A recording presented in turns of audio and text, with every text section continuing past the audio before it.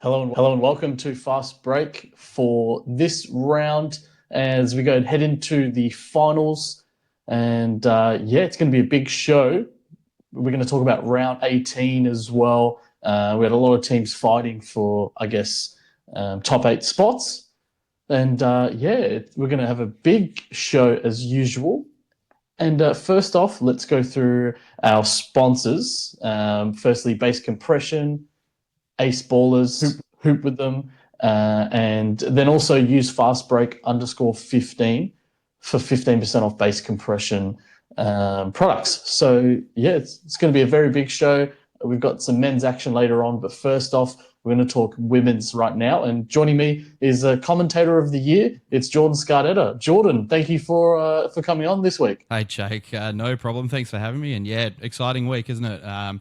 Always fun when we're building towards the finals, fun to be a part of, and everything that's happened in between. Obviously, a pretty thrilling final week, especially in the women's competition for the NBL1 West, and then the awards show on Saturday night, which was a lot of fun. You and I got to spend a little bit of time together on Saturday night, and it's plenty happening, but it's the real business end now. The really meaningful basketball is about to be played.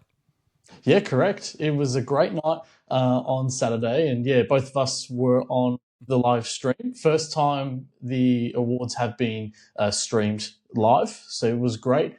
And hopefully, I actually haven't heard of the kind of the, from all the people watching or anything like that, any feedback. But it seemed pretty good from our point of view, and was a great initiative by the league. And I guess we were on that call, as I said. And how did you feel like it went as well this weekend, Jordan?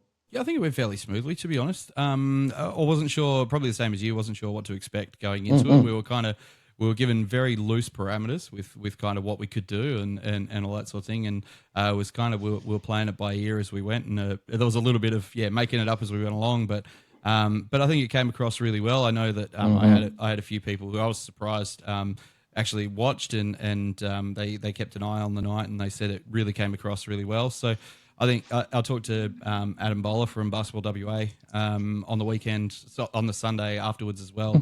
I was there for the Wobble, the Championship Women's Grand Final on Sunday, and just had a brief chat with him, and we both agreed that it was a really good starting point. I think, like, really good jumping off point. It went well, and we know the things that we can do to really take it to the next level in a year or so. And it's so good that Basketball WA is at the forefront of these things and really trying stuff like this, because the other leagues around, the other conferences around Australia tend to follow. I think for a first voyage of it, I think it went really well, and hopefully it continues to get bigger and better.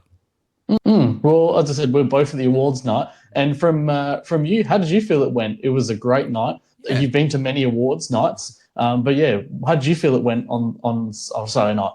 Yeah, so that was my fourth awards night that I've been to across my time, and I think it went really, really smoothly. I know that there was a little bit of angst, I guess, about about how well the players would sort of maintain themselves while the cameras were on, because we know that those nights there's 700 plus people in a room, and in an open bar it can get a little bit messy. But I think they handled themselves quite well, at least until I departed. Anyway, everything was quite good on that front, and it's always like Basketball WA. They've been sort of perfecting this year on year. They learn little bits from the year before, and Saturday ran really, really smoothly. You got a couple of real pros up on stage in Ross Wallman and Ash Nelson, who did a fantastic job emceeing the event. And once you got that in place, and you've got a real structure to the night, then the process kind of takes care of the result, really, which was really clean and polished, and it made our job. I know it made our jobs a lot easier, given the amount of information that they sort of gave to us on the night, and we were able to help it flow on the live stream and in sort of in the ballroom itself. I think it went really, really well, and you had the red carpet stuff as well that you were a part of. How did you feel like that went? Because I know that must have been a little bit nerve-wracking, given that you had the bright light beaming straight in on your faces and all that sort of thing. It's a little bit of a different environment. Yeah, Tish Derricourt and myself were on the red carpet this year, and it was really, really great. We had I think two players from each club, and we didn't get through them all. I think only maybe half of the league. I guess, there was some players that we were asking lots of questions, some, not so much, just how it is. We had Marley Sam on there, and, we had a lot to talk about with Marley. A lot of players as well. Patricia Brosman came on. And I could name a lot more. But, we had like Isaac White waiting, and, we kind of, wasted a bit of his time because we couldn't get to him and a few other people. So, but it was really fun. Really great initiative by the league to do it. And I thought it actually, I actually watched a little bit of it back, and I thought it was great how it kind of, I guess how it's segmented into what we were doing on the stream as well. So it actually worked out really well. But it was a lot of fun. At the end of the day, it was a lot of fun. So I was very happy with how it came out, and hopefully the league is as well. Don't sell yourself short, by the way. NBL1 West Personality of the Year is what you. Congratulations, picking up that award. I know you had no idea you were in the running for an award when you went in, and you were very shocked when you saw your name on the rundown, which was an accidental thing. You didn't know it was coming up. So congratulations to yourself as well. You've worked hard for that, and definitely earned that one through all the work you do with this show, obviously, and then through all the video content you put up and your commentary on the streams and stuff as well, mate. Really, really well deserved. Yeah, thanks, Jordan. And as you know, I wasn't expecting anything, and I never really do this or any of the commentary for really anything. And I feel like that's a lot of us. We just love the game. We love the media stuff. You with your with the radio, and I guess everything that you do as well. You just enjoy it, same as me. Like we just love doing it. So but thank you to the league, to everyone that I guess has ever been a part of the show. And it was great to be awarded. And then yourself, as we said, Commentator of the Year, second time. And how did you feel about getting that award this year? It was probably more satisfying, I guess, than the first time, because, as you said, there was a lot of work put into this one. My life circumstances are very different to what they were last time as well. Like, I'm full-time studying to go with part-time work, plus having two kids and plus the basketball commentary as well. So, a lot of time commitment on that front, and a lot of grace from my family. It has to be said to let me out a couple of nights a week to do that and all the prep that goes with it. But also, part of that was getting the radio broadcast back up and running again. It didn't look like it was going to for a little bit, which it's a bit of a passion project of mine. Sport FM itself, I've worked there on and off for I think there's 16 years now. That I've been doing bits and pieces there, and their lifeblood. And I've talked to the station board and management about this. Is that it has to be live sport, has to be the lifeblood of the station, rather than panel shows and magazine shows and that sort of stuff. It really has to be live sport. And so I was big on making sure that the NBL1 got back on the airwaves. There were others that put in a lot of work behind the scenes too, to find sponsorships and that sort of thing to make sure it could happen. So, so I was really pleased that we were able to do that. So I guess it's sort of a culmination of all that work made it a bit more satisfying this time around, to know that work is kind of recognised and that people are seeing what you're doing. As much as you're right, you don't do it for the awards. Like if we did it for prizes and money, we would have given up long ago. But the fact that you do the work and people recognise it and it gets seen, it does make it feel that little bit better and give you that sense of satisfaction and that want and desire to keep going as well. Like we love the sport. We want to give it the best coverage we possibly can. Yeah, and do you know what? I didn't realise the hours or the time that you put into it, because I thought there was maybe some guys helping you behind the scenes, like especially with the setup on the day. You set it all up. You get it running, which is amazing, and that's a credit to you and I guess your love for the game and your love for radio and commentating. So yeah, that's great. I wanted to show that to the viewers, listeners. You set up all of those radio shows at every game that you can get to.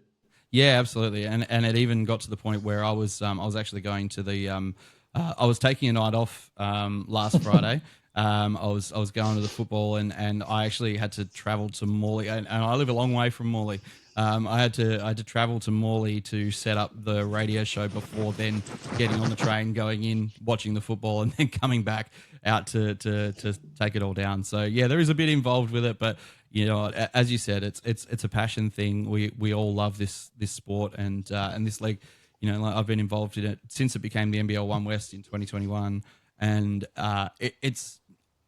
everyone makes you feel like family when when you're there, and everyone's so appreciative of what you do.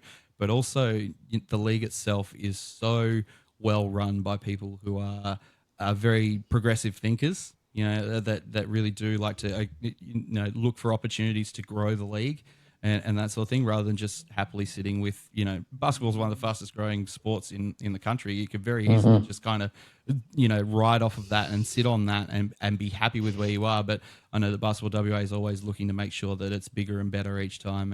And it's great to be a part of that. And obviously doing the radio stuff makes me even more of a part of it. Yeah, well, Jordan, there's so many things to go through, especially we'll go through all the awards in the women's division. And I guess the big one this year, the MVP, Jessie Edwards winning that. And we kind of looked at each other and were not shocked because she had a great end of the season. But I really thought it was going to Sierra Moore. And I don't know how you felt, but I know we both were like, oh, wow. And Jessie is really deserving of this award. But what a great season she's had. And also Defensive Player of the Year. A massive season for Jessie. Yeah, huge.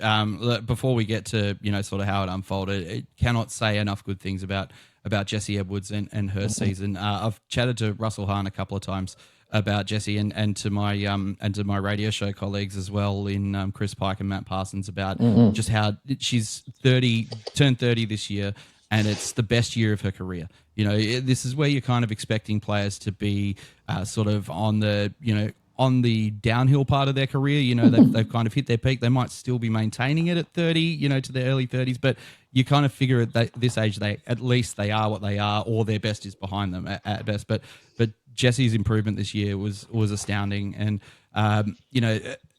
how Coburn really changed to run their offense through her, when she became a starter and a full-time starter, they changed so the offense, she's not just part of the offense and playing deco. They run it through her and they trust her to make plays, with it back to the basket and use that length that she's got, not only in her arms but also with her step as well. But also trust her with her passing and that sort of thing, and get her to get to the line. And she's a really efficient free throw shooter from the line. Given that she's one of the tallest players in the league, that's not typically the thing that forwards do sometimes struggle from the line, but she's definitely not one of those. Sits around 75-80%, and when you run your offense through someone like that, you can get the defense to collapse, and that brings in your Jewel Williams, your Sierra Walkers, and those kind of players who can really put, even Darcy Garvin, who can really put the ball down from the outside and stretch the floor, and then the defense has to adjust, and all of a sudden Jessie's a threat again. And her last month of the season was unbelievable, averaging 30 points a game for 4 games over the last month of the year. And just astounding stuff. And it was that run that got her the award, of course, winning by 1 vote. It was a really tight race, and amazing stuff. And Michaela Pivic being up there. But to get to Sierra, which was your point earlier, I thought when she was leading with 3 rounds to go, I thought that meant that she would have it in the bag, because that was when she came back from her injury. She'd had her injury by that point and was back for the last 3 rounds of the season. And we thought, oh, well, that is that. It's going to be Sierra's award. And I think that was what shocked you and I about it, because we didn't have the vote tallies when we were there.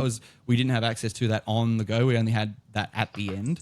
And we knew the leaders all the way along, but we didn't know who won it. Well, that was kept from us as well. We had no idea who won it. And so when Sierra's name wasn't called, I was just surprised, because she did play that last few games and she was leading before that. So I thought, okay, this is definitely in the bag. But drops to 3rd. Obviously, Michaela Pivic's end to the season was awesome as well, with Mandra forcing their way into 5th spot and really having a strong back end of the year. And it's unfortunate for Sierra, because she had to miss those few games through injury, but that's the way the award is. And I wouldn't take anything away at all from Jessie Edwards, because her season, particularly the back half, was some of the best basketball from a big that we've seen in this league.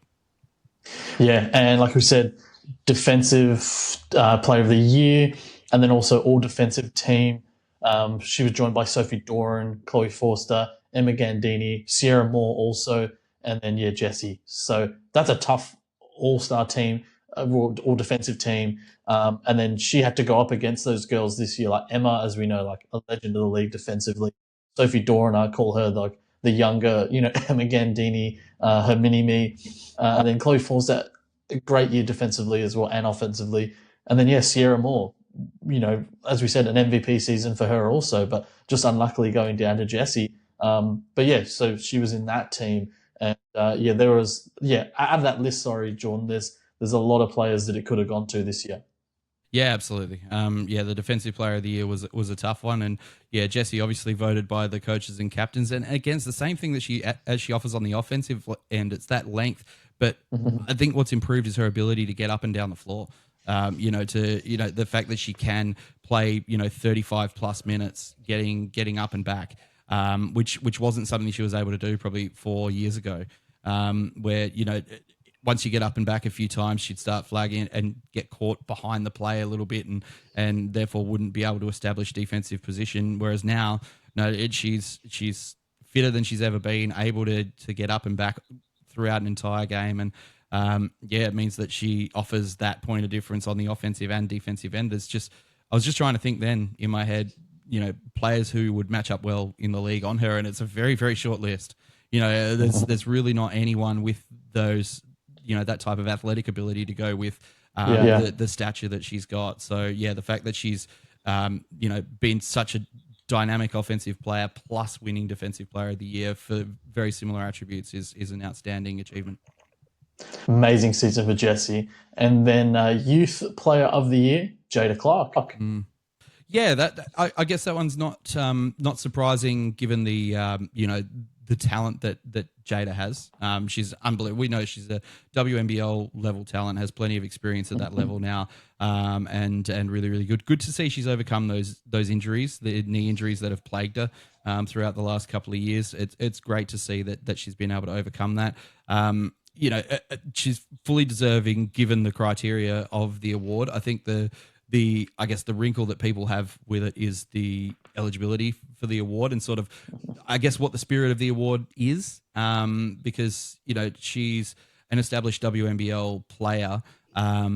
Category A imports are excluded from the Youth Player of the Year award. So someone like a Jack Browder wouldn't be able to make it, despite the fact that he's under 24, that he's not someone who would be eligible for it, being a Category A import. But there's maybe there's an argument being made for those that have played more than one season of professional basketball, maybe not fitting into that, because it takes, potentially takes away from your players like your Remy Hearn, someone like that who's a, young local who's really established herself as a starting 5 player for Willerton this season and really made an impact on the floor, and that's maybe more the player you're looking for, or maybe there's a different category for that. Maybe there's you look to something like a breakout player of the year, something like that. That's a bit more, the rules can, or the criteria can be a little bit more flexible, maybe, so you still retain your Youth Player of the Year, which Jada would rightly win any year based on the field that she was up against, and then you have your breakout player for your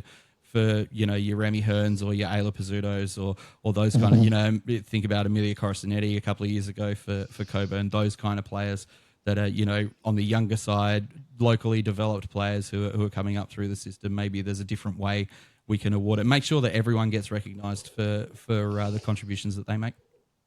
Yeah, and then another one for Coburn, Sixth Woman of the Year, Darcy Garvin. And I feel like I've been shocked this year, having someone like Darcy come off the bench for the Coburn Cougars. You could put her in any team. She would start at centre or 4 or whatever. But yeah, that's a big win for the Cougars. And then also, Darcy Garvin. What an absolute luxury. And I mean, I understand the circumstances as to why, a current Australian Opal, someone who's played for the Opals this calendar year, has been playing off the bench for Coburn. Obviously, returning to play after the birth of her first child, and that's obviously an immense recovery process, and just finding yourself again and what the new normal is for the person, let alone the player. So it's incredible to see that she's been able to not only do that, but do that at a really high level. And the minutes she's been able to give to Coburn off the bench this year have been incredible. I mean, she hit 38 points in a game coming off the bench, 38 points, 14 rebounds, and she's just that person you can bring in, bring onto the floor if things aren't going right at a couple of different positions for you. You can play her at the 3 or 4. If you need someone, because she does have range with her shooting, she can stretch the floor. Or you're right, because she's got that strength, especially through her legs and through her core. You can plan her in center and just get her to put her hand up under the basket and make her go to work. And it's going to make defenders sweat a lot. When she's got 2 feet in the paint, it's very hard to defend. So yeah, very deserving 6th player of the year. What a luxury for Coburn to have her coming off the bench and still have the strength in bigs on the floor, like Jessie and Danny Raber as well. It's a embarrassment of riches that they have there, but yeah, fully deserved for Darcy Garvin, and a great story, because I do a lot of broadcasting with Tanya Fisher, former WNBL player herself, and something she said to me one night kind of struck me, in that she said, pregnancy and having a child was the death knell of your career. Yeah, you never came back from it. Your body was there was too much change in your body. It was too difficult. No one really understood how to condition it and how to come back from something like that. And the fact that now it's happening, and it's happening with a lot of different players, like we've seen Alex Chibatoni as well. Taryn Priestley came back this year too. Players that are able to go away from the sport, start families and make that part of their life, and then come back and still be impact players. It's really, really cool to see. And it means that we're not losing these great players. They're not having to make this choice between family or elite sport. They can do both. And I think that's a really cool thing. Tanya played in the 90s. She wasn't, it wasn't that long ago that Tanya played. And so to see that that's been the development over the last 20 or 30 years is really, really cool. And then Women's NBL1 West Coach of the Year, Janelle Morley from the East Perth Eagles. First year at the helm of the Eagles. What a season, and what she's been able to accomplish this year with that side. And, the girls that she's brought in this year, they are definitely a championship contender, especially last week beating Coburn, who was sitting first at the moment. But, Janelle, great to see her win this award. Yeah, it is. You said it towards the end there, her ability to bring in players, right? Players want to play for someone like Janelle. Yeah.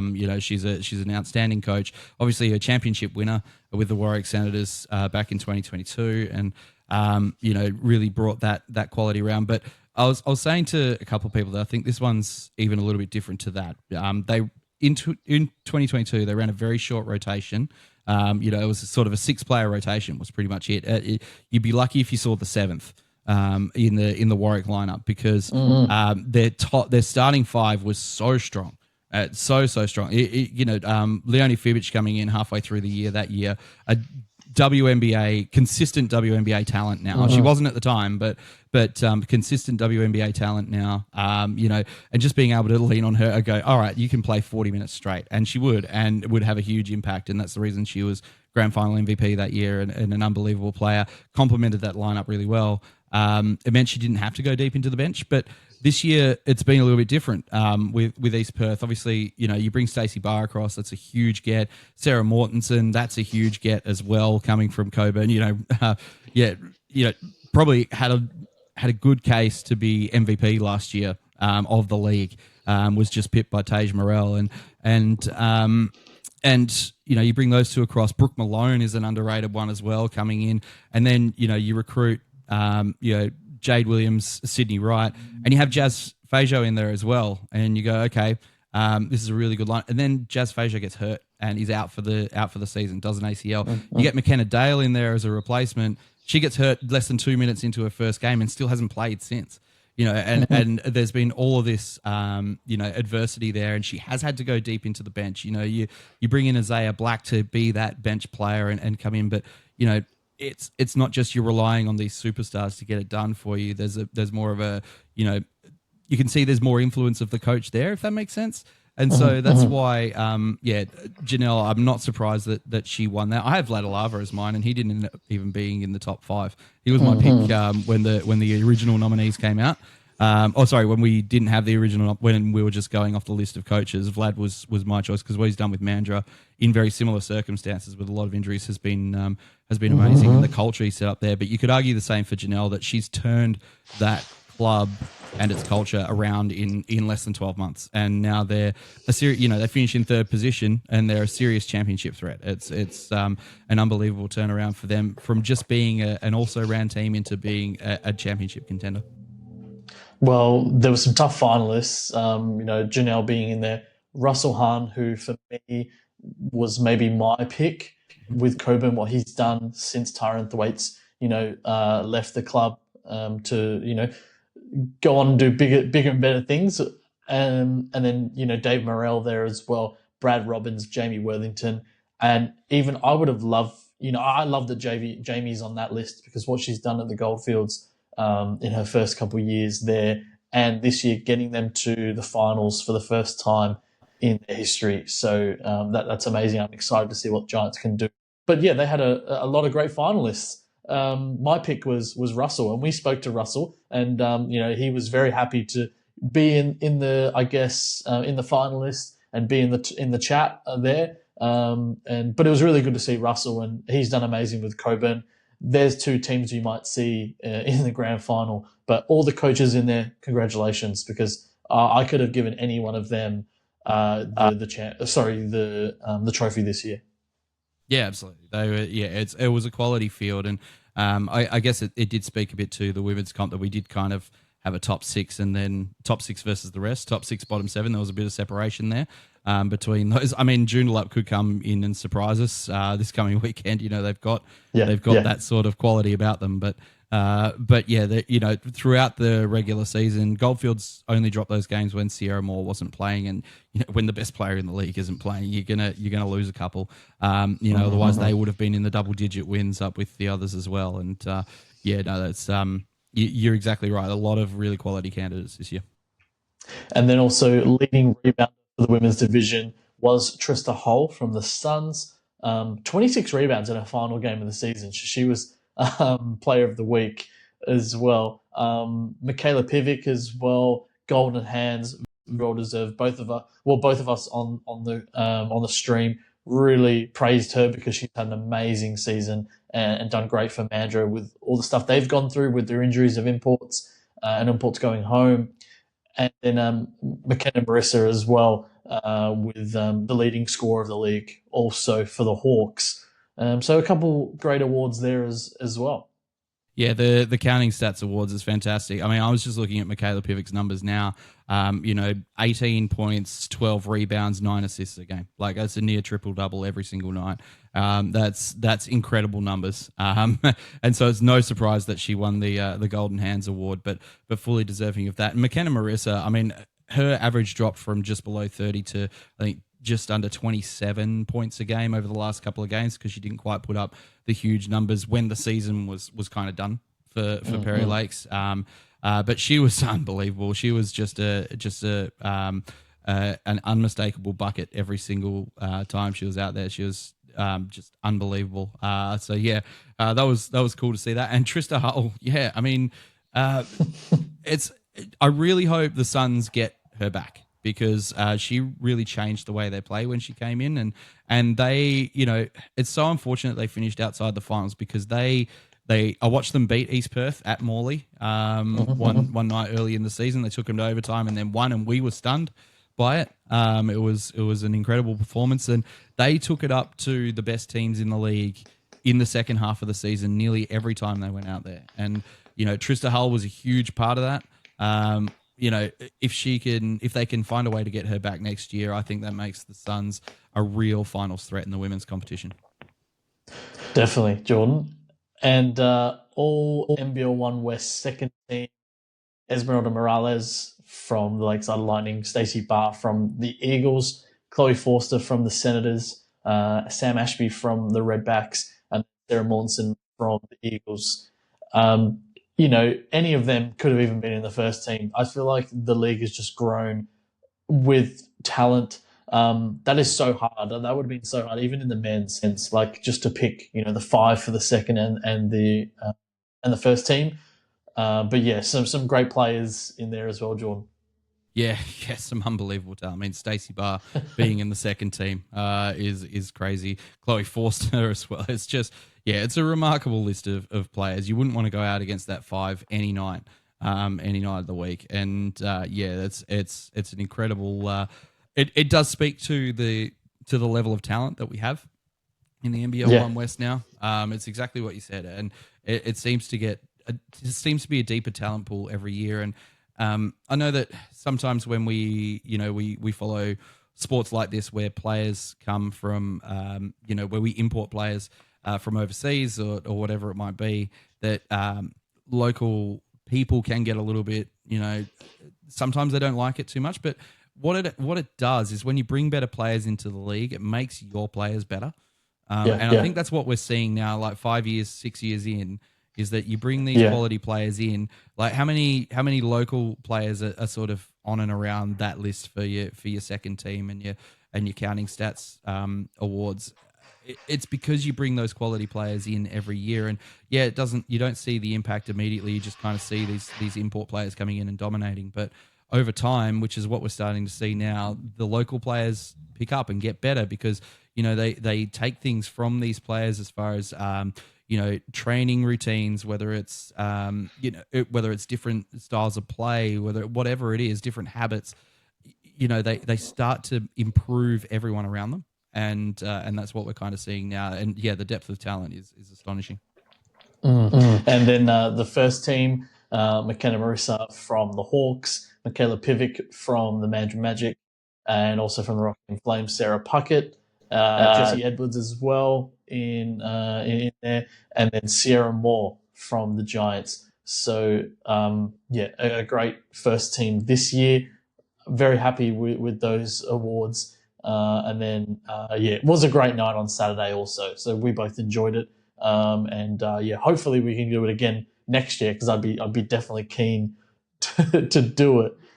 Would be nice, absolutely. I just wanted to touch on McKenna Marissa. That was probably the surprise in that lineup, just because she'd only played 12 games. I know she was a leading scorer as far as points per game in the comp, but played half a season. There was a bit of me that was surprised that she was in there and maybe not a Stacey Barr or a Chloe Forster in that spot, but it's because she was so outstanding in the time that she was here, even though it was only 12 games out of 20. She clearly made an enormous impact. Yeah, well, we'd love to see her back in the league, and I know you'd be the same as well, Jordan.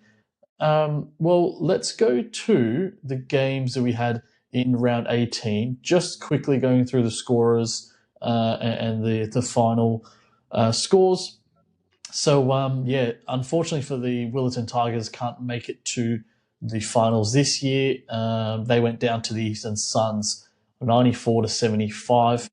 And Emma Gandini in this one with 14 points, 5 rebounds, 3 steals. Remy Hearn with 13 points, 6 rebounds, 6 assists. Then Collier also with 12 and 11. And then Jess Mantle off the bench with 9 points. For the Suns, as we said, player of the week, Trista Hull, 26 and 26. 5 assists also. Gabby Bronson, 25 points, 3 rebounds, 4 assists. Danae Sivic with 13, Alyssa Bowen with 13 and 7. Like you said, I feel like if they can try and get Gabby and also Trista Hull, their young girls back this group, they could make a good run next year as well. So that's very exciting. And then also the Lakeside Lightning getting the win against Southwest Slammers to end the season. Sammy Roscoe, 24 and 10. Delaney Crawford, 18 and 11. Kiriana Hawaiki-Orangi, 14 points. Esmeralda Morales with 11 points. Sam Lubke with 10. And then for the Slammers, Melanie Hoyt with 17 and 8. Paya as well with 16 and 4. And then also Lacey Ramico with 6 points, 9 rebounds. So the Lakeside Lightning just finishing, I think, outside of that top. No, sorry, they're in 7th. My bad. I was actually looking at the men's, unfortunately. But yeah, the 7th spot for them. So yeah, that's going to be a good one coming up this weekend. And then the Slammers not able to make finals. And then a 1-point win for the East Perth Eagles against the Coburn Cougars, 82-81. Stacey Barr, 21 points, 10 assists, 7 rebounds. Sarah Mortensen, 19 and 10. Jade Williams with 16.6 rebounds. Sydney Wright with 12. Brooke Malone with 12. And then for Coburn, Jessie Edwards, 27 and 8. Darcy Garvin, a near triple-double, 24 points, 8 rebounds, 10 assists. Danny Raber, another triple-double, 16 points, 14 rebounds, and then 10 assists. I didn't see this one, Jordan. I don't know if you saw anything, but Sarah Mortensen had a massive three-pointer to win the game. Huge finish to that game. And if this is like a sign for the finals coming, we got to buckle in because this is going to be great. Yeah, Sarah Mortensen played with a bit of a chip on her shoulder in that game. Against her old squad. Yeah, I don't think that there was any animosity necessarily in that. It wasn't a case of you need to get out of here. It was more that they didn't. The Cougars didn't sort of chase her particularly hard to come back, and I think that athletes get slighted over the smallest things. We've seen elite athletes, they can take small things very personally. And I feel like for Sarah Mortensen, that was kind of that they didn't not want me, but they also didn't want me enough. And so, she played this game like that, that she really wanted to, to make sure that was felt. And obviously the game winning three,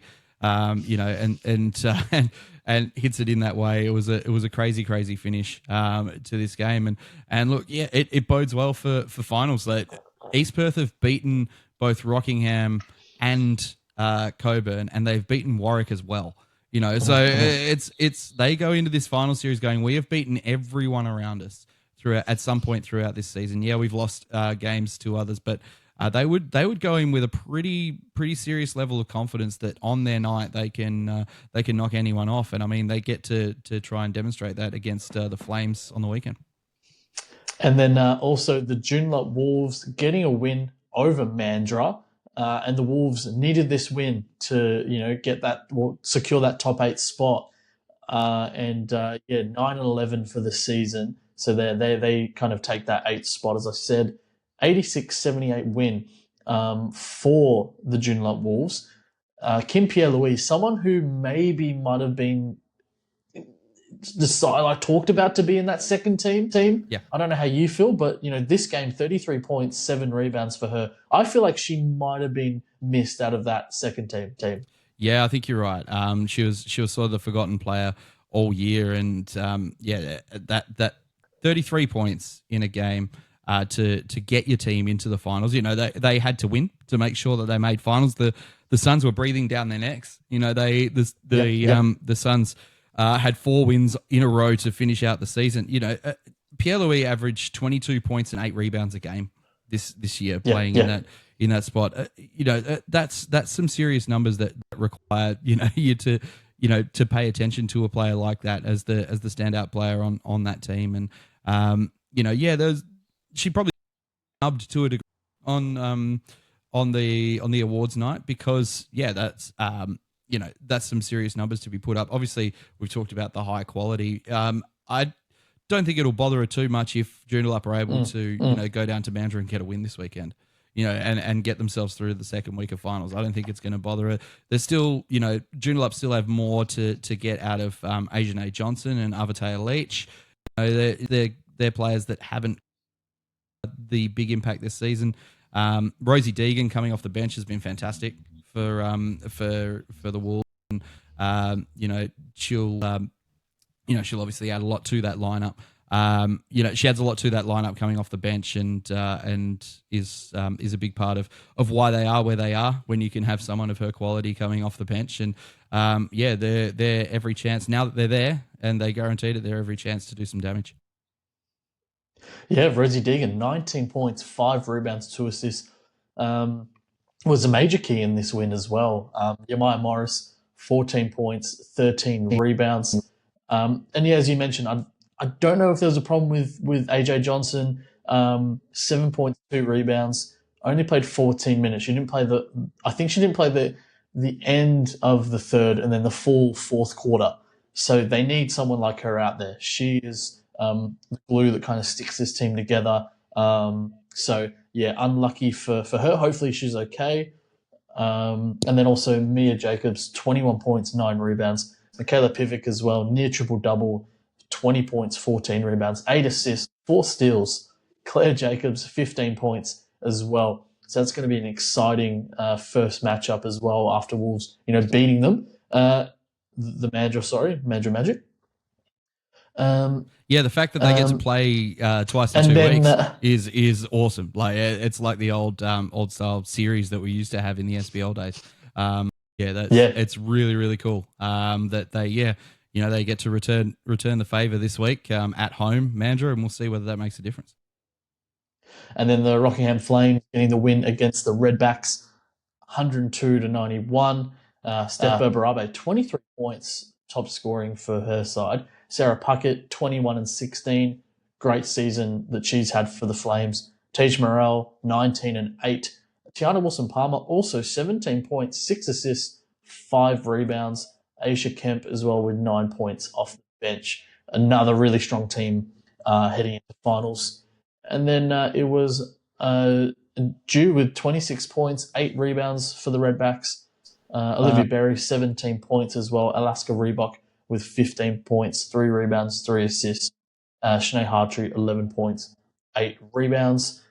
And then also on Saturday, it was a big win for the Senators, 87-67 against the Giants. And in this one, it was Greta Camp-Schroeder, 21 points, 7 rebounds. Chloe Forster, 19 points, 8 assists, 4 rebounds. Mackenzie Clinch-Hoycard, big double-double, 17 points, 16 rebounds. And then Jada Clark, 20 points, 7 rebounds. And they were there last year at RSC Arena, and I feel like that's going to give them a really big boost and also like a chip on their shoulder. They want to get back there. They've got most of their team back together, adding in Greta Camp-Schroeder as well. They're another team that can get it done and get a championship this year.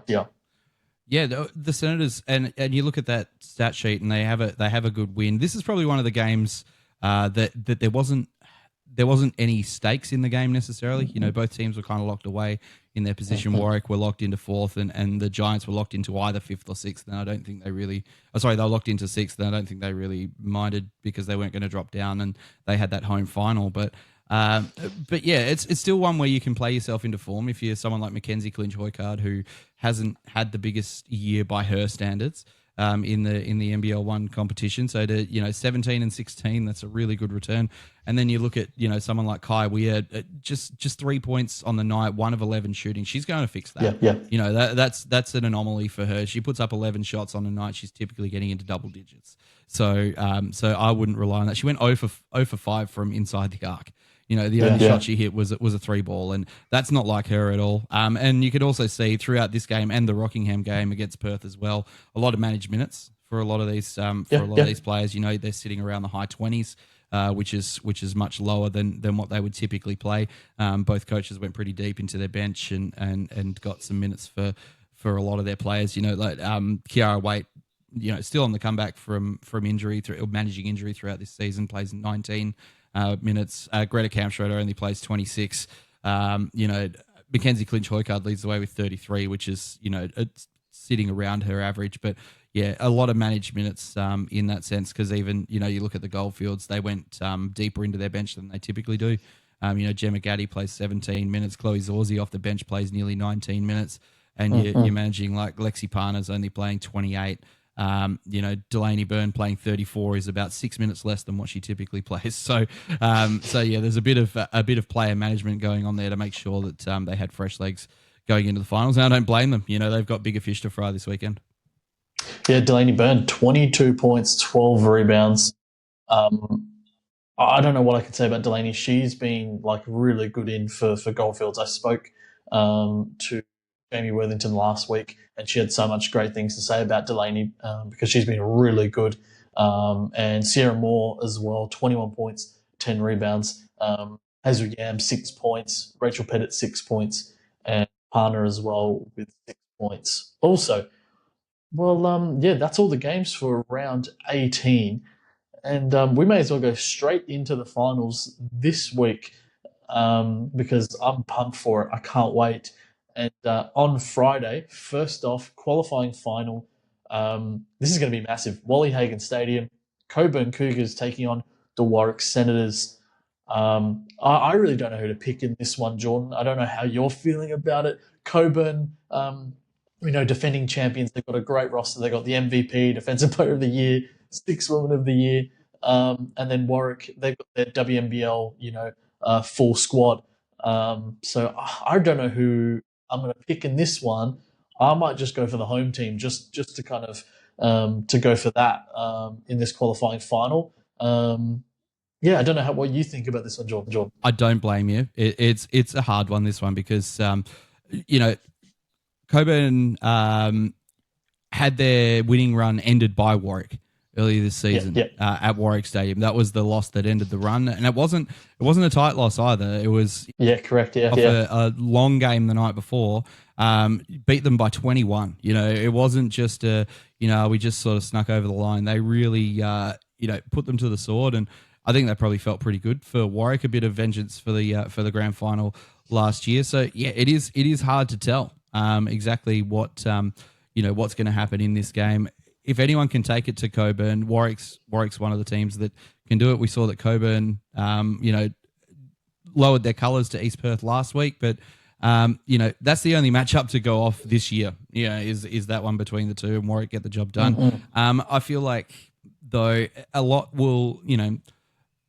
might pivot on the fitness of Jewel Williams for this one as well. Hasn't been playing the last month or so, nursing some sort of leg injury. We're not entirely sure the nature of it, but I wonder, even if she does end up coming back into the lineup, what kind of impact can she have? Given that she's been limited insofar as hasn't been able to train, hasn't played, or whether whether Russell Hahn even risks coming into the lineup. That can play a part as well, but they've been coping okay without it. I find it hard to bet against Coburn. I think every time you do, it's a bit of a fool's errand. So I will pick Coburn, but it's with some reservations. Yeah, that's going to be a really exciting game. So Warwick fans, Coburn fans, get down to Wally Hagan. That's going to be massive.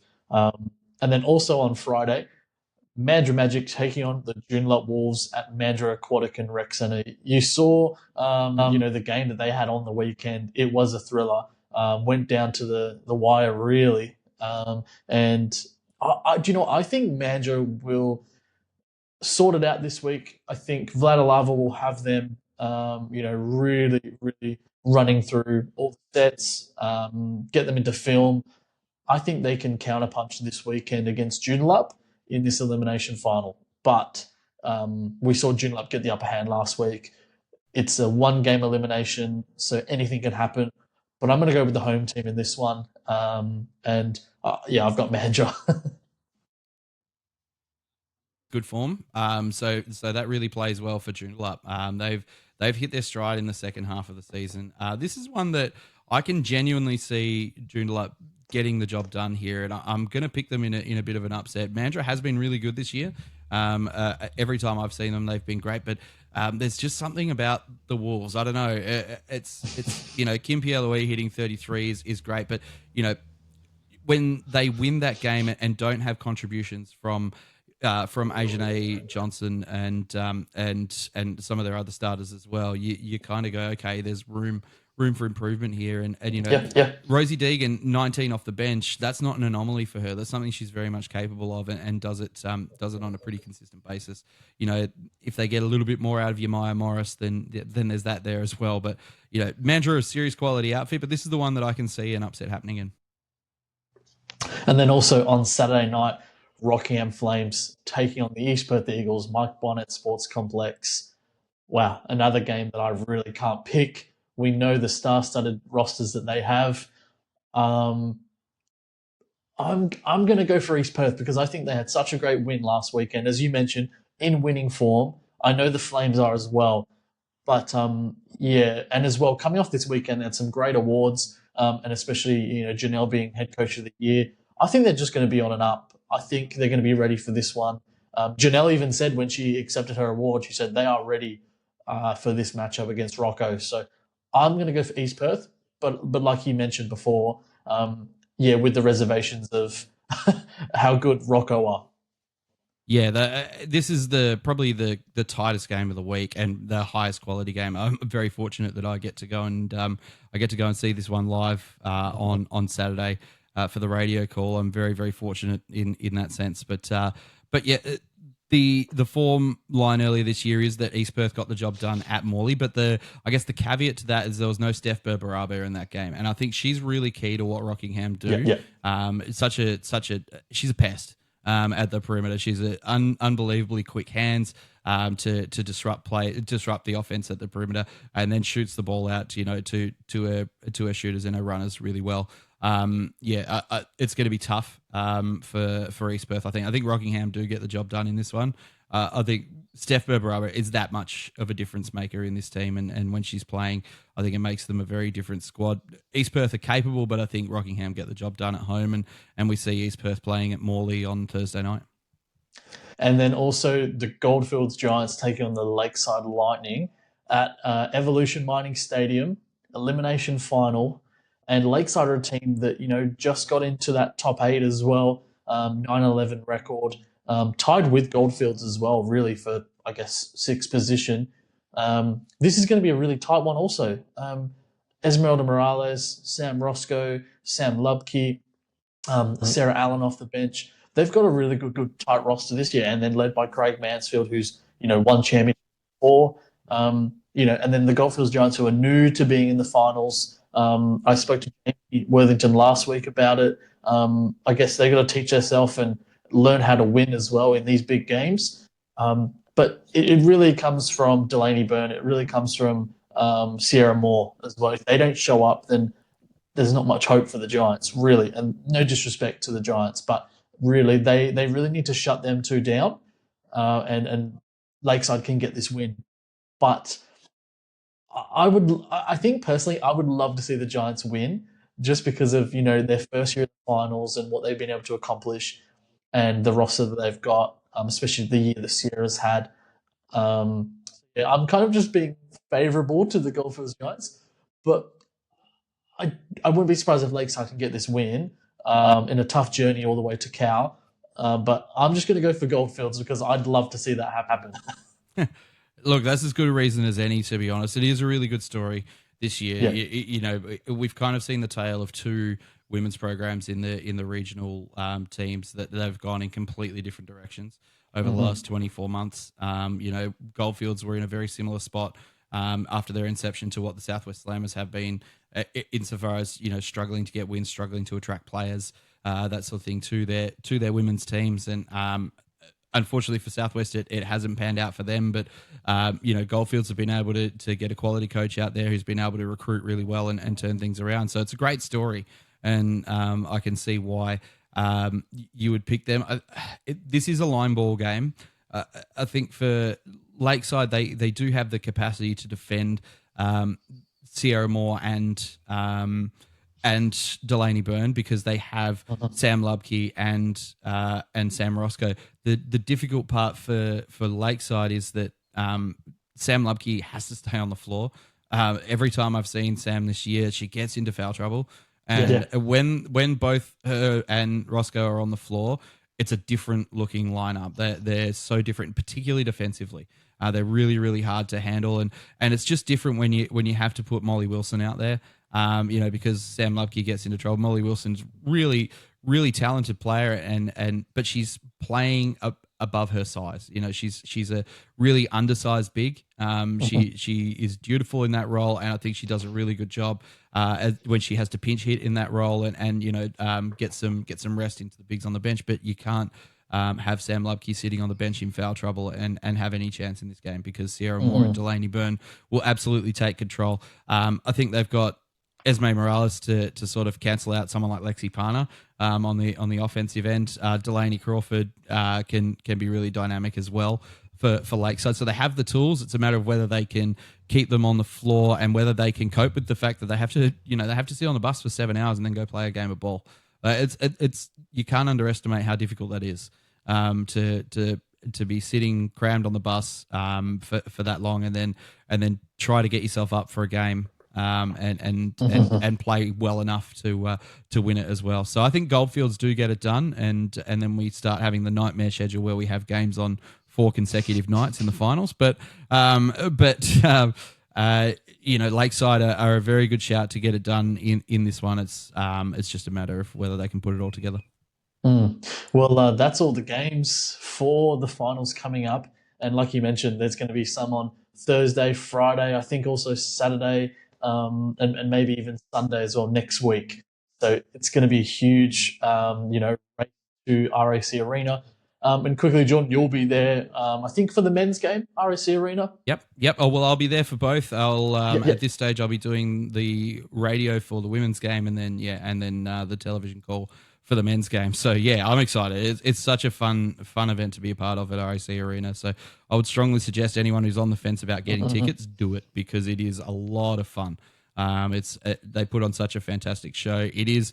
I was lucky enough last year to call the play-in game and the semi-final in the NBL last year for radio, and I honestly the atmosphere that the NBL1 West and Basketball WA create is on par with the NBL games. It is that good in there. Once you get 7,000 plus people into those seats, it is a cauldron in there, and it's so much fun. So yeah, get along. It should be great.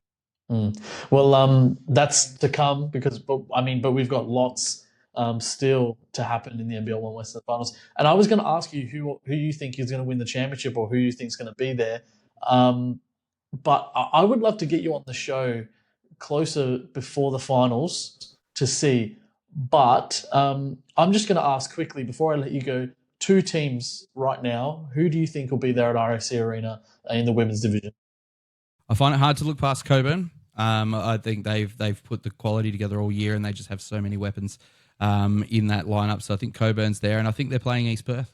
I think the Eagles managed to sneak through and get there as well. Look, that would require them both winning this weekend, which probably goes against what I picked. But otherwise they're on a collision course to meet each other in a prelim. But I think they're probably the 2 best teams that I've seen this year, and the 2 teams that are capable of beating anyone on their night. Rockingham are right there. I feel like that's the 3.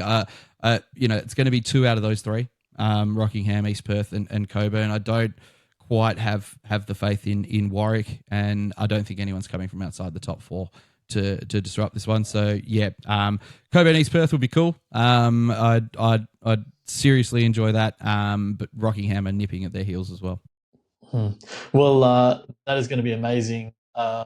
Race to the finals at RAC Arena. Definitely, as you mentioned, Jordan, grab your tickets if anyone is interested, because it's going to be an amazing night. Men's and women's as 4 teams fighting for the championship and glory, I guess, and then to go on to the NBL1 national championships as well. But Jordan, thank you so much for your time. Great to have you on the show. And as I mentioned, I'd love to get you back on before the grand final as well. Look, you know where to find me. I'm more than happy to be a part of this. So, yeah, thank you for having me. And, big few weeks of basketball coming up. I'm excited.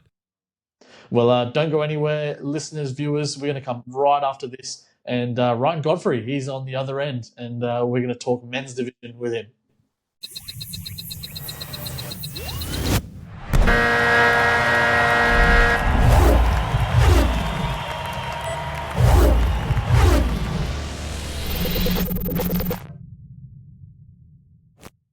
Well, let's talk men's division now for the show.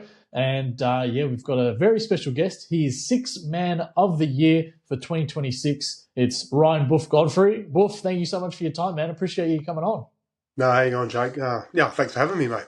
Happy to be here. I've had you on the show before. You've been on before, so you understand how it goes. But I guess it's a good thing to start off. You were 6th Man of the Year for 2026, and start off there. How are you feeling after receiving that award on Saturday night? It's so be it. Not to discredit the award or anything like that, but it's. I do appreciate the people in the league that think of me in that position. Something I've really tried to harness since moving into that role, probably more so in particular last year, and just trying to give us a bit of punch off the bench and impact the game wherever I need to make sure that we win games. So, more importantly, as long as it puts ourselves in a position to obviously contend for championships, that's the main aim. Well, I know you'll do anything for your Flames, but how's it been in that position, coming off the bench? Since signing, Isaac last year, bringing in Michael Harris this year, and Blake Jones as well this year. How have you been adapting to that role? And I guess you're the best six man, so you've done a pretty good job. But personally, how's that been for you? Right, coming off the bench now. Yeah, appreciate it, mate. Physically, it's been unreal. I get towards, the back end of a season and like the niggles really aren't there like they used to be. Yeah. The body's holding up well. So from a physical point, like it's been a really smooth transition and feel like I get towards the business end. I can almost play the same basketball, what I've been preparing for, at the start. So physically it's been really, really good and really positive move. And it probably makes my career last a little bit longer, to be honest. The mental side of it's been probably a bit of an adjustment though. But seem to, tap into a few of the people in our team and obviously continue to talk to Patrick as well. But just like mentally it's probably been a bit of adjustment. But feel like I've, you do it for the right reasons to obviously win championships. And I'm not at the stage of my career where, I need to be starting and taking all that on. So we have a lot of talented roster and a lot of quality guys there that can do all that stuff, and I'm happy to support them in my role. Yeah. Well, let's quickly talk about the team. 18-4 this year, second position. So I know you guys would have really wanted that first position, that first seed. You guys were sitting first for quite a bit of the season. But how are you guys feeling as you head into the finals? You would know finals is a very tough time with our one game elimination. So you've really got to turn up on the night. But you guys have home final this week. How are you guys feeling after the season as you head into the finals? No, really good. I think we're in a really good space where, the non-negotiables to finish top two, because then that potentially gives you home court advantage and just a smoother run into the finals, or you can dictate kind of what goes on. I guess we had a couple of slip-ups there at the start of the season, and then with a couple of weeks left, we have a few slip-ups. But I mean, it's probably not a bad thing because I felt like we were rolling there for a bit. And I think, a couple of losses like that, it's really good heading into the finals to, one, humble you as a group so you don't get too far ahead of yourselves, and make sure we still have plenty of areas to improve. And we did know that, but, sometimes a couple of losses like that just steadies the ship a little bit. Well, I don't want to go too much into Jero, but Devondrick Walker moved to the Bucks. You guys had a massive win against them in round 13, and then they came back and beat you guys in round 15. That's a really interesting matchup. I really like these two teams. At the start of the season and even during the season, I feel like I could see both teams in the grand final. We don't need to go that far though, but going up against Devondrick. And you would have gone up against, a lot of those guys, their vets, Matt Wandenberg there as well, and all their guys, Dale Joseph, who's head coach of the year, which we can talk about with the awards. But some really interesting matchups, and maybe you might see them in the finals this year. Oh, yeah. I mean, they've had a quality program and, pretty much the benchmark of for the last couple of years. So not surprising, that they're in the position that they are. And obviously, much like us, like they've still got to, be able to take care of business, because if it's anything that we've learned the last couple of years is you have those slip-ups and it puts yourselves in a pretty difficult position to keep advancing. So, I mean, if it ends up a position where, we're both there at the dance, it'll be pretty cool, especially with Devondrick there and I guess the experiences that we've had in the past. And obviously one of our local juniors there as well in Brendan Redhead. So, I mean, it would be pretty cool, but there's a lot to work out before then. So we won't get too far ahead of ourselves. Yeah, correct. But let's look at a couple of guys you're playing with this year. And I know Isaac coming back for his second season. He's back-to-back MVP. You kind of step in for him, I guess, in that guard position when he needs a rest, even though he can go all game. But when he needs that rest and you kind of, come in and provide a bit of a punch off the bench, like you mentioned. But what's it like to have someone like Isaac on your team this year? 27 points a game, 5 rebounds, 5 assists, and I guess he knows everything you guys run through, everything that the coaching staff want, and yeah, how the team is and how it is. I guess on the floor, off the floor, and I guess the culture. That's what I was trying to get to. The culture at Rocco. Yeah, what's it like having Isaac back this year?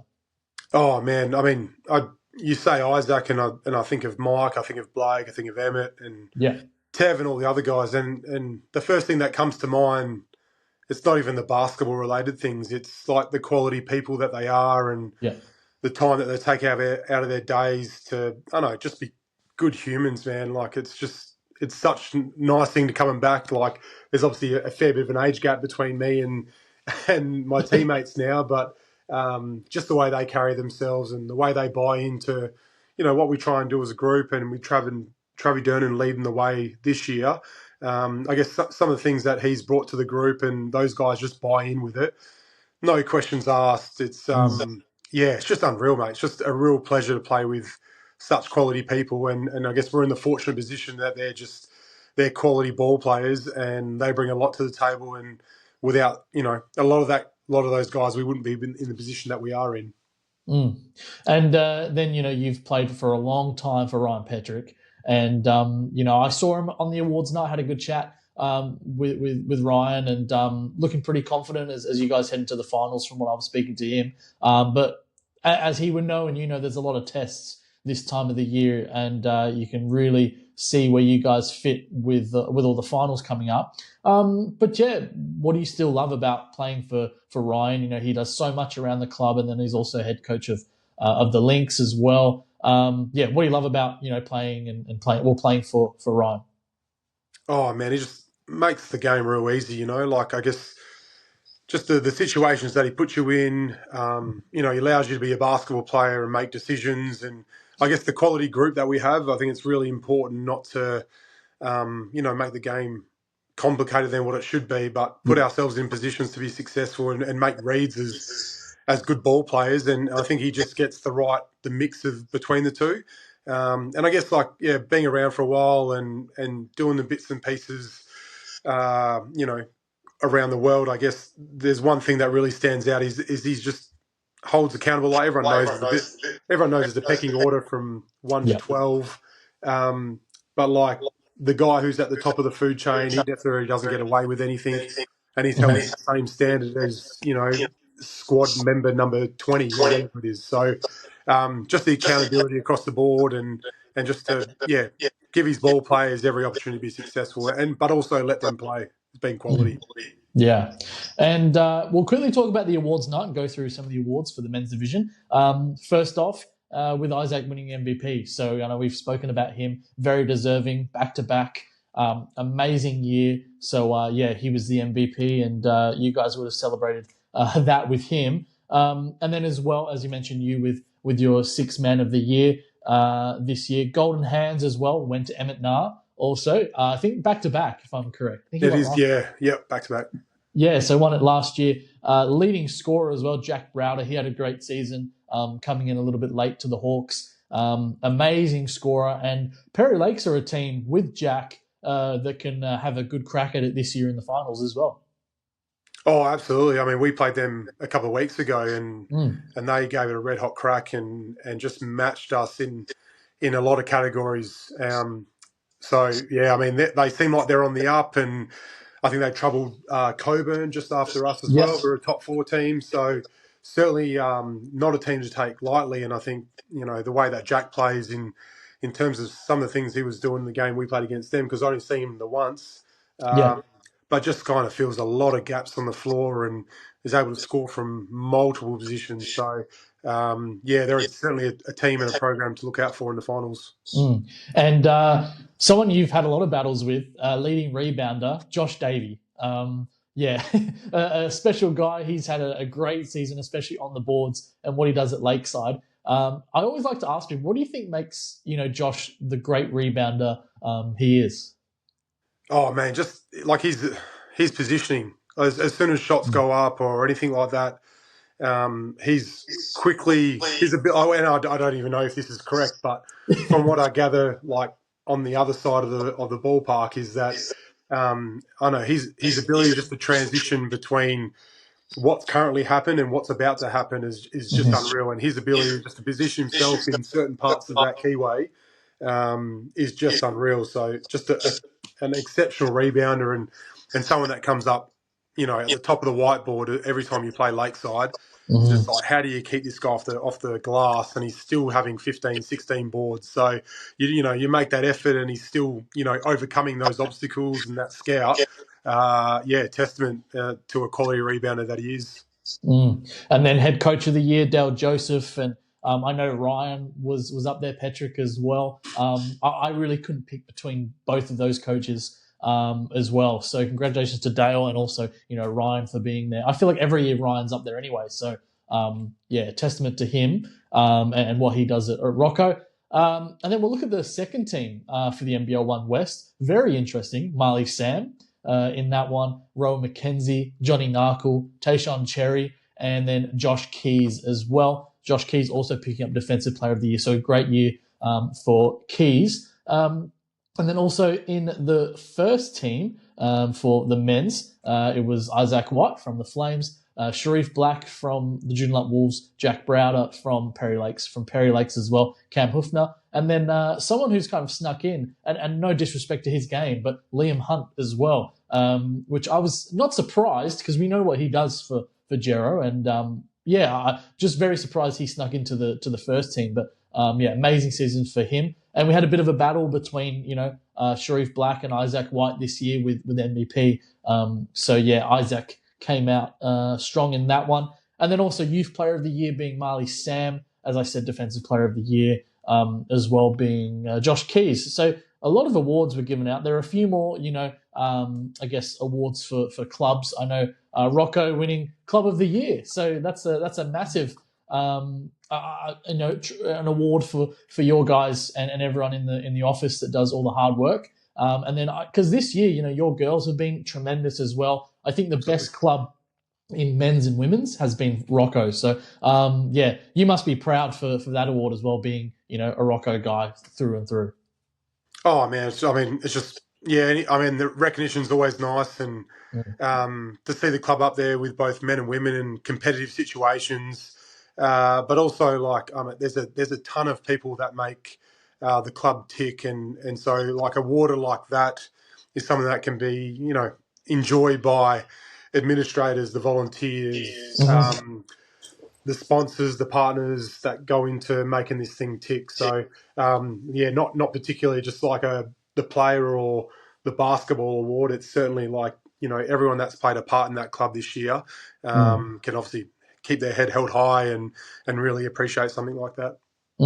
Well, Buff, let's go to the games for our final round in round 18 just quickly. And first off, the Willetton Tigers on Friday got the win against the Suns, a very well-needed win for the Tigers getting into that top 8, 98-86 win. Bryce Johnson actually heading home due to his injury, not being able to get back on the court fully, so he's head back to the US. So they won't have him at the end of this season. But I feel like they've still got a pretty good roster, and some young guys have stepped up. Lockie Burnett, 12 points in this one. Tayshaun Cherry with a double-double, 15 and 10.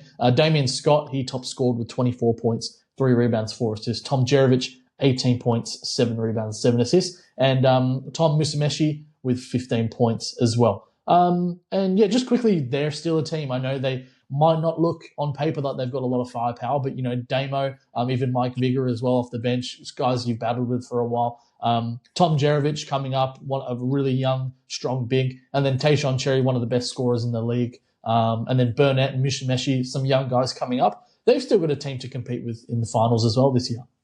Oh, 100%, mate. When you still got the likes of Scotty running around and Viggs, those guys have been around for a while and they know how to do it. So, and if it's anything like most guys in that position, they're going to be gearing themselves up for finals. And this is they know they're going to be there. It's just, this is where the real season starts. So, they got probably one of the best front courts in the league in Jerovich, Cherry and Viggs. So, it certainly can't be taken lightly.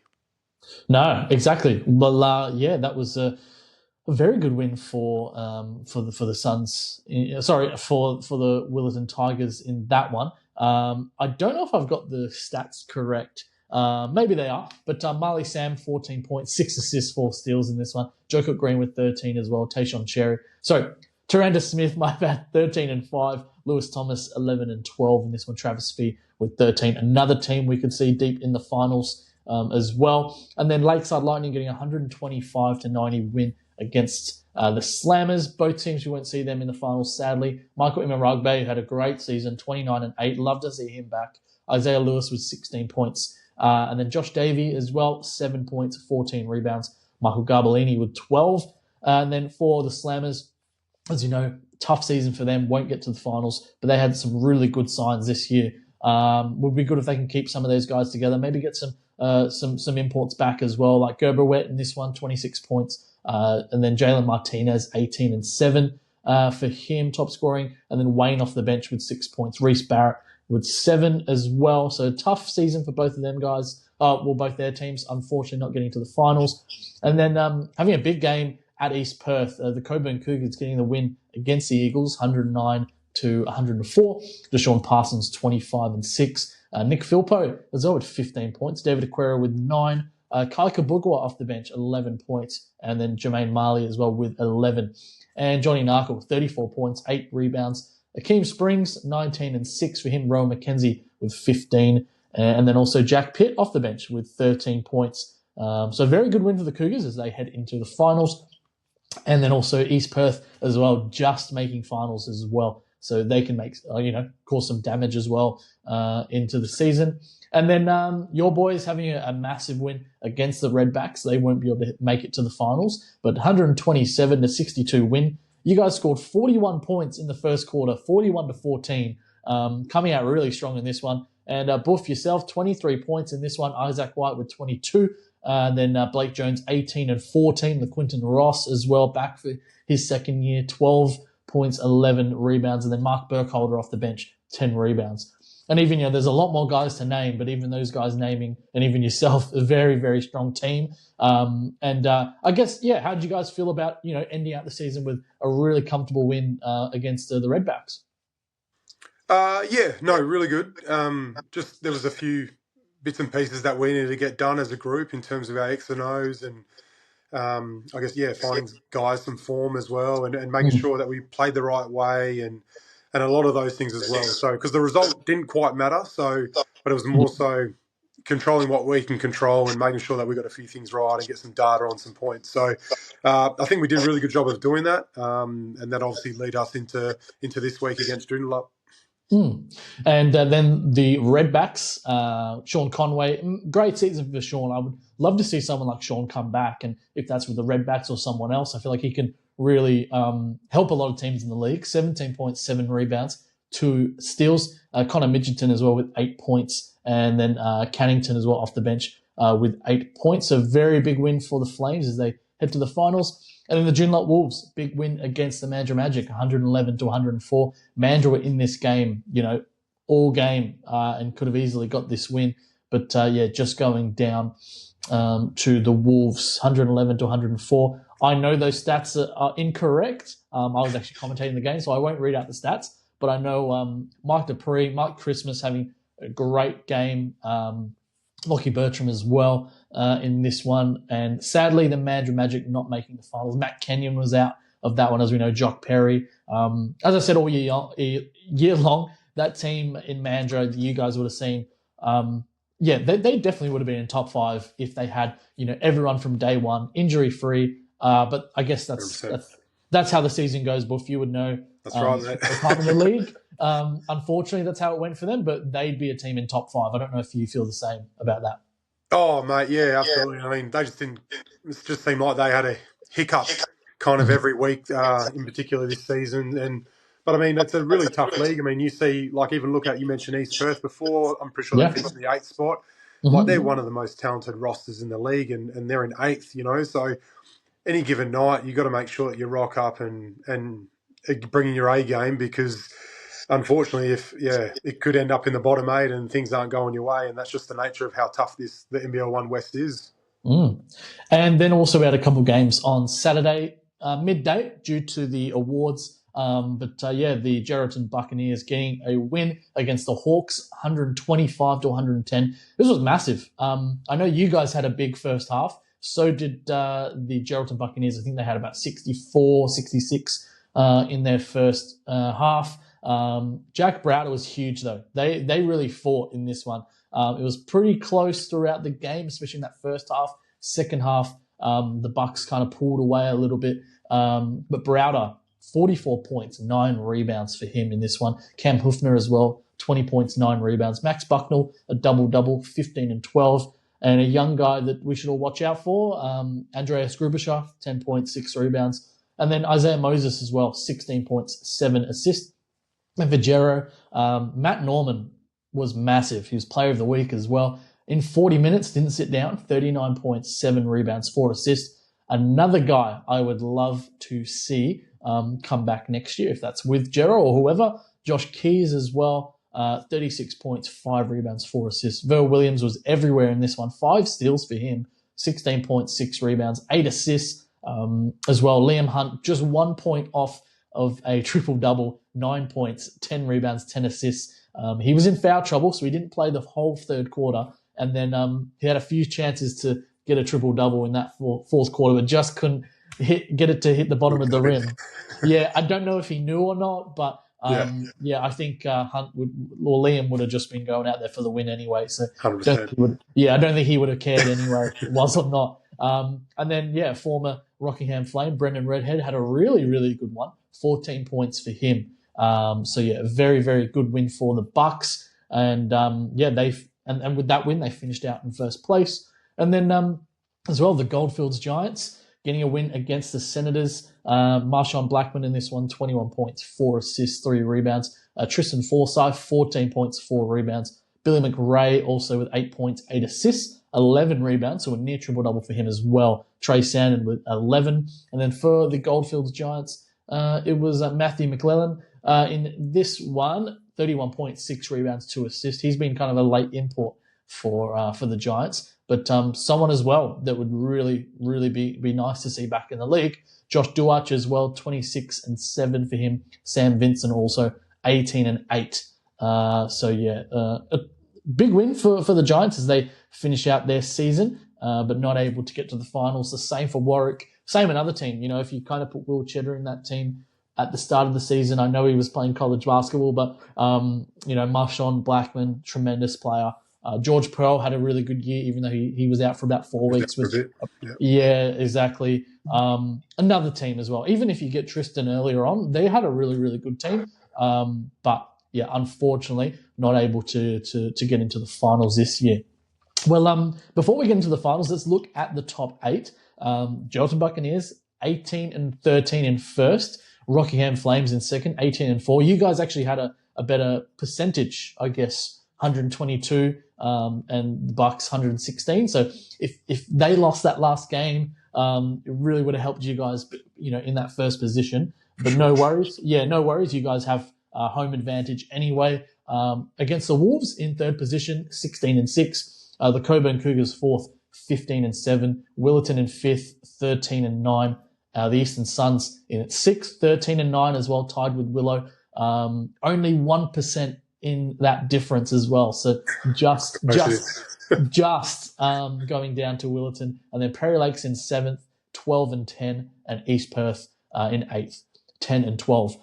I feel like the most dangerous team outside of the top 4 has to be, you might think different, but I know you mentioned East Perth. I feel like Perry Lakes. I feel like after their game against Gero, I was really impressed. Even though they went down, they've just got such a great team. I know they've got a few young guys off the bench, even Grubisham, Max Bucknell as well. But Isaiah Moses, Jack Browder, and Hufner as well. Like they are great scorers, and they can put up scores in bunches. So I feel like they're a really dangerous team. I know you said East Perth. I don't know if there's anyone else in that top 5 or out of the top 5 that maybe worry you guys a little bit.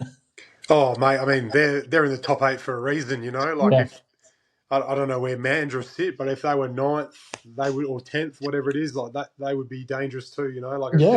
There's so many teams in the league that are pretty competitive on their night. And I mean, you look at someone like Perry Lakes. I mean, they've beaten two teams inside the top four in the last couple of weeks. So, Yeah. I mean, they're on the up, and then, Eastern Suns have been in the top four for the most part of the season. I don't know if I can pinpoint just one, like any given night, you've got to be worried about who you're playing.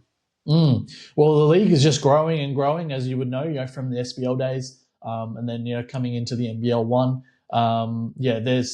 There's been such a, I guess, improvement of imports, even locals, and I feel like we're getting more NBL guys, especially. I don't know, maybe back in the day, I remember like Cam Tovey used to play when he was playing for the Wildcats. I know Damian Martin, who was inducted into the Hall of Fame as well. I think he played a little bit maybe for East Perth or something, if I'm correct.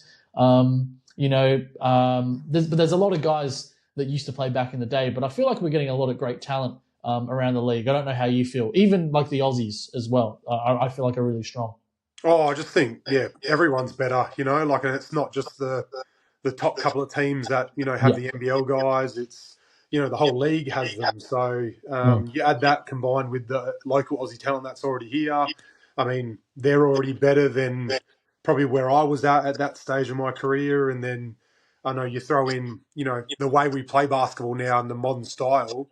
It's just a perfect combination for some real competitive teams and talent, and you throw all that together, and it's a brilliant brand. Yeah. Well, let's go to the first round of the finals. And this is going to be a really, really good finals. As you said, I feel like everyone in the top eight, maybe you feel the same, everyone in the top eight, I feel like can win a championship and definitely get there as well to RAC Arena. So first off, on Saturday, only Saturday games for the men's. So Willetton Basketball Stadium, the Willetton Tigers, taking on the East Perth Eagles in an elimination final. This is going to be a really good one. It's really hard to pick. Willetton at home. They really play good at Willetton. I feel like a good advantage for Willow at home. But East Perth, I don't know about Lat Mayan. I think he missed their last game. He's been in and out with injuries. So that's going to really play into it for me. But, David Aquera there, Deshaun Parsons coming in late this year. What a great signing for East Perth. And they've got a really good bench as well. So for that, I think East Perth will get this win. I know that Tigers are sitting higher. But then, like we said, they've got their vets. They've got Tayshaun Cherry, who can really score, one of the best scorers we have in the league. I wouldn't put it against Tigers to win this game or, get the win, but I'm just going to pick East Perth in this situation. I don't know if you want to pick or how you're feeling or if you have anything about this matchup, Ryan. Oh, mate, I'm not going to pick. I'll stay out of it. But I, to be honest, I don't even know who I would pick. You just look at both rosters, and I think, even the front court for East Perth, you could arguably say they have the best front court, to be honest. I know I mentioned Willow before, but you look at East Perth and potentially the way they match up with Willow, it's going to be a real back and forth affair. So I know we can't pick a draw, and I honestly can't even pick a team. I just think it'd be probably a fairly brilliant game of basketball, to be honest. Yeah, and not sure about Jonah Antonio. I know he's playing in the Commonwealth Games in Scotland. We got that on, don't you? Yeah. So that's huge as well. So we've got to remember that. So there's a lot of factors in this one. No Bryce Johnson for the Tigers. They've got a few injuries as well here and there. But that's going to be massive. Willetton Basketball Stadium, 6 p.m. Willow fans, East Perth get down to that one. And then also the Geraldton Buccaneers at home taking on Coburn. And I really like this matchup because, a few former teammates going at it. Johnny Narkle, former Buck, and then also Akeem Springs, who won a championship with them last year. So this has everything. This has got, two top four teams, a bit of, old teammates playing against some of their new teammates, and heading up to Active West Stadium. As you know, heading up to Active West is a tough arena. It's a tough place to play. Absolutely. They love to get into you, the fans. Look, I think it's going to be a close one. I think it's going to go down to the wire, but I think Jero should get this win. I'm not sure about Devondrick. I spoke to Devondrick on the weekend, and I said to him, Tuss, are you playing? Are we going to see you this weekend? And he said, you know me, baby. So that's what he told me. So I do know him pretty well, but We'll see if he's back. But he was He actually won't be missing that game, mate, I tell you that. no.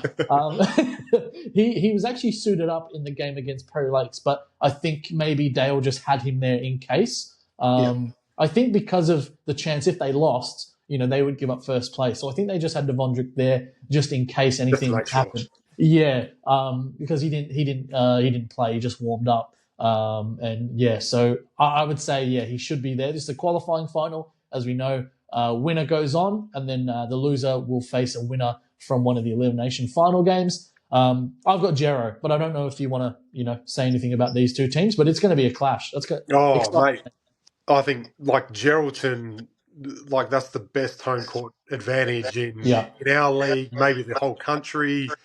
Just the psychological effect that it has on everyone in that arena is huge. And I think, remember, we went up there a couple of weeks ago, and you know what you're going to get, and it plays out the same way every single time you go up there. So you've got to be really tough mentally to play through it. And I think this might be the first time Narkle's actually playing against Geraldton, because I think he missed the last matchup. But it'd be interesting to see how he goes and Springs, how they adapt to that crowd and how they play for Coburn. That's an exciting one. 7 p.m. in Geraldton, Active West Stadium. So I know the Gero fans will be packing that stadium out. And maybe some travelling Coburn fans as well. Would be good to get them down there. And then also the Eastern Suns taking on the Perry Lakes Hawks at Rail and Sports Centre. 7:30 p.m. Another elimination final game. This is a tough one, but I think Perry Lakes Hawks should get the win. But I feel like in this stage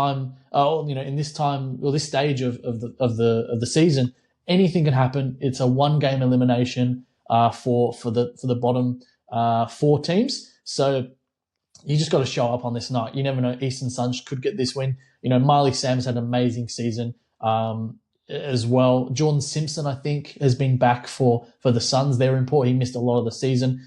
Joe Cook-Green as well. We know what the Suns have, and they're at home as well.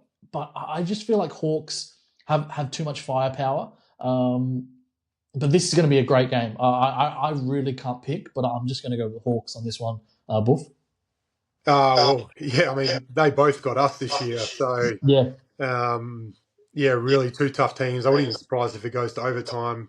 When you think about the makeup of rosters, the coaching staff, the adjustments they make on the fly, some of their X and O's are really high quality. So, this will be a battle. Perry Lakes, I would probably think, are on the up in terms of their season. So, certainly a dangerous one. Yeah. And then last one in the men's division, the qualifying final. This, I feel like, look, we've got some really good matchups. I'm not going to disrespect the other matchups, but this is my favorite matchup of the week. The Rockingham Flames, you and your boys do battle against the Joondalup Wolves at Mike Barnett Sports Complex at home. I know who you've got in this one. What do you think you guys have to do this weekend to beat the Wolves? They've got a great team. They've got, Sharif Black, who was second in MVP voting. You know what he can do. CJ Turnage, former MVP as well of the NBL1. They've got a great roster. Even Jordan Wellstead having a great year this year, being on the defensive side. All defensive team this year. They really have a good roster. Even like Gabe Chadinia coming off the bench. Guys like that. Caleb Davis as well. I'm forgetting Caleb as well. They've got a really tough roster, and when they're feeling it, they really can do damage to teams. So this is going to be a really great battle for you guys at home. Oh yeah, we're going to have to be locked in, making sure that we've read every bit of notes that Patrick gives us. I mean, they're a quality unit who space the floor really well, and just a ton of talent that matches the way they play. So we're going to have to make sure that we contain it to the best of our ability and just try and limit their possessions to 1 and run it back the other way. But certainly for us, it's going to start on the defensive end and make sure that we're locking in on that side. But trying to contain some of their talent, it's going to be tough. And so that's all the games for the finals. The first round of finals coming up this weekend. And very, very excited because next week we'll have Thursday, Friday, some Saturday action as well. And maybe some Sunday, depending on men's and women's as well. This is going to be huge. And then we go on to RAC Arena on 15th of August. And I'm so pumped for that one. Really, really excited as we head to the end of the season. Boof, I know you've got lots to think about. You'll have a few games until you get a chance to maybe get to RAC Arena. But just imagine you've qualified, and how would it feel to play in front of those fans at RAC Arena? Because I don't know if you've been to a game or seen the atmosphere there, but it's amazing to watch games there, and even I'd say be a part of them. What would it be like to actually get you and your guys there at RAC Arena this year? Oh, mate, it'll make a lot for the guys that we have on our roster. Maybe not me personally, but just as a ball club to be there, and then, to pack it out with the Flames Army, and essentially, give everyone an opportunity from our community to support us on the big stage like that. It'd just be huge for everyone involved. So it's just, it's up to us and our coaching staff to make sure we get on the same page and make sure we execute the plan properly. Boof, thank you so much for your time, man. It is great to talk to you. A legend of the league, and I love what you're doing. You've had some really big games as well this year coming off the bench as well. I think your first round, it was 31 points or something, off 32, or maybe even more. I'm getting older, mate. I forget about that one. But I know you've had some great games, but really doing your part for the Flames as you do. Really appreciate your time, and good luck against the Wolves this week. And hopefully we can make it to RAC Arena. But thank you so much for your time, Boof. No, thanks for having me on, mate. Really appreciate it. No worries. And for the viewers and listeners, we will see you next week for more NBL1 West action as we head into the finals and deeper. There's a lot of action still to come, so stay tuned. And as well, we'll see you next week for more Fast Break Radio.